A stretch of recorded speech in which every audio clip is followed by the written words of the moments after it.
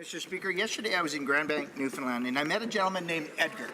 Now, Edgar has worked at the surf clam processing plant for years, but the minister's callous political decision to award a lucrative government quota to his Liberal friends and family has shaken Edgar's life. He's now at risk of losing his job. He doesn't want EI, he wants to work. What does the Prime Minister have to say to Edgar's family and all of the others put out of work because of his minister's corrupt process? Right, Honourable Prime Minister.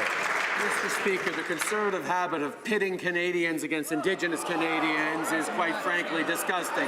Our decision to increase Indigenous participation in fishing is based on our government's commitment to developing a renewed relationship between Canada and Indigenous peoples. Enhancing access to the Arctic surf clam fishery broadens the distribution of benefits from this public resource and is a powerful step towards reconciliation. This will significantly enhance Indigenous participation in the offshore fishery in Atlantic Canada and Quebec and allow the benefits of this lucrative fishery to flow to more Canadians. Honourable Member for Caribou, Prince George. Wow, Mr. Speaker, here are the facts. A group of Liberal family members that had no boat, they weren't even incorporated until after the announcement was made.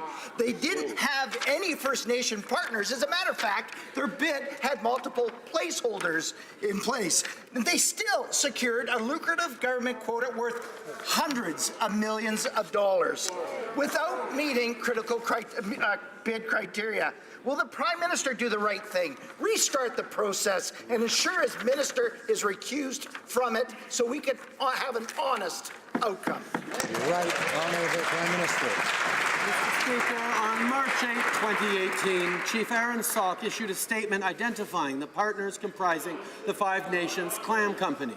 They are LC Potog First Nation in New Brunswick, Potolek First Nation in Nova Scotia, Abegwait First Nation in Prince Edward Island, Innu First Nation of Nutashkan in Quebec, and Southern Inuit of Nunatukavut through its commercial fisheries entity NDC Fisheries Limited in Newfoundland and Labrador. This is an opportunity to advance reconciliation, Mr. Speaker, that matters to this government and to most Canadians.